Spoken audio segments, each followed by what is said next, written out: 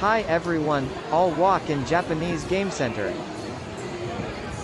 Japanese game centers, also known as arcades, are popular entertainment destinations where people can play a wide variety of arcade games, such as fighting games, rhythm games, claw machines, and racing games.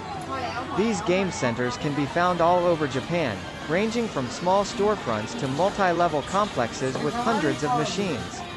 At a game center, visitors typically purchase a special card or token to use as currency for the games. Some games award tickets or prizes that can be redeemed for goods at the center's prize counter. Visitors can also compete against each other in multiplayer games or challenge high scores on single-player games.